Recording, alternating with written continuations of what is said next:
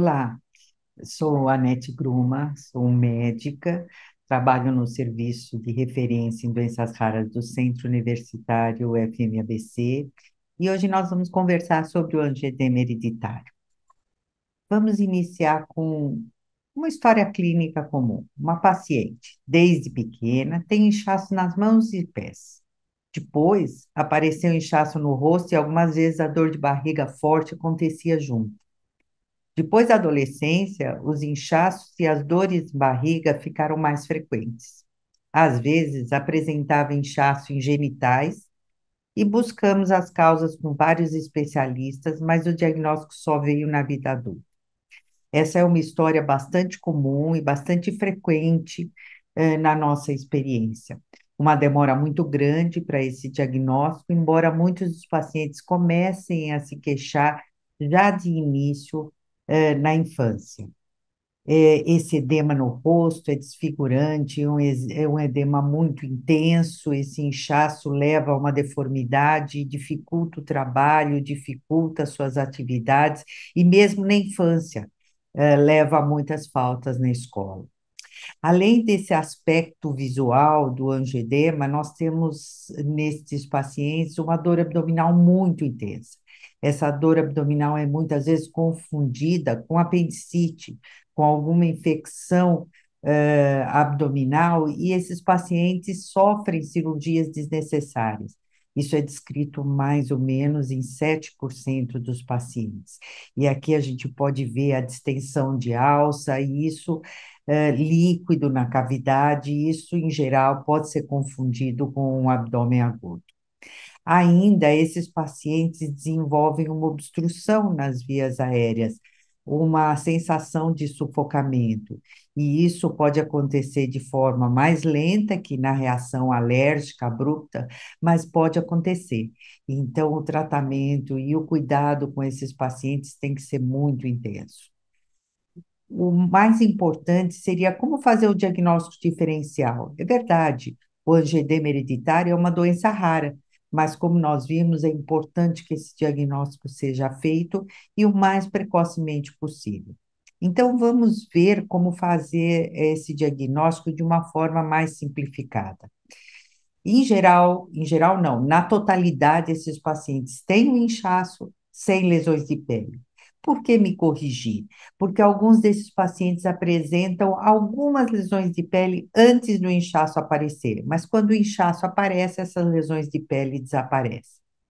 Quando nós sabemos do angioedema sem a urticária, sem essas lesões de pele, ele pode ser alérgico ou não alérgico. Na situação da alergia, nós temos uma reação como na urticária.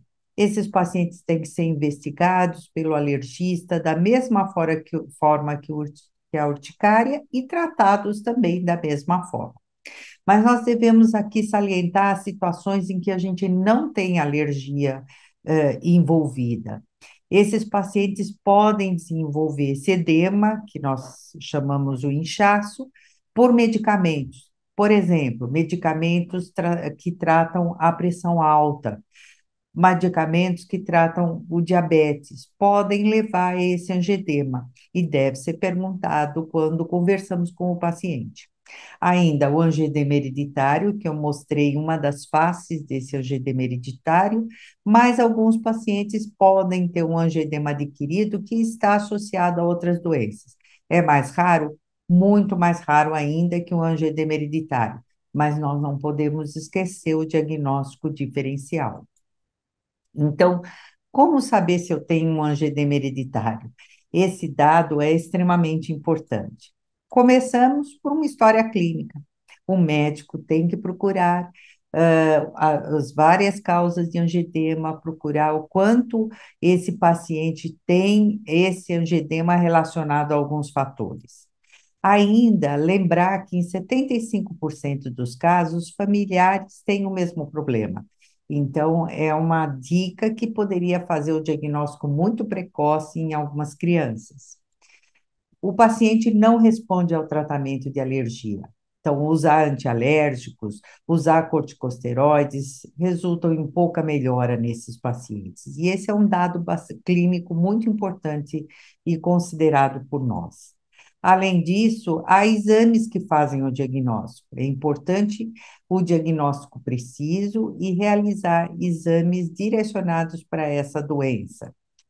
É importante lembrar que há angedema hereditário com exames normais. É uma situação que ocorre mais raramente, mas pode ser uma das causas de angedema. Como eu posso diagnosticar essa situação? Fazendo exame genético. No nosso país, nós temos uma grande parte dos nossos pacientes com uma mutação chamada mutação do fator 12 e procure um especialista, caso você esteja passando por várias avaliações e não consiga fazer o tratamento ou diagnóstico preciso, nós temos um grupo de estudos de angedema hereditário com especialistas em todo o país e que podem te auxiliar no diagnóstico. Tem tratamento? Esse fator é extremamente importante.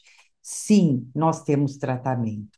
Temos tratamento para as crises, temos tratamento para prevenir as crises, que nós chamamos de tratamento a longo prazo, e em situações de risco. Esses pacientes têm um risco maior quando fazem uma endoscopia, um tratamento dentário. Portanto, é importante esse diagnóstico e o mais precocemente possível. Eu agradeço muito a atenção e aqui lembro que nós temos um livreto que explica sobre angedema hereditário, que foi feito pelo Grupo Brasileiro de Angedema Hereditário e está disponível sem custo nenhum na internet, portanto, vocês podem procurar na Associação Brasileira de Alergia e Imunologia e tirar suas dúvidas. Nós temos 50 perguntas que respondem muitas das dúvidas que os pacientes têm sobre esse diagnóstico. Muito obrigada.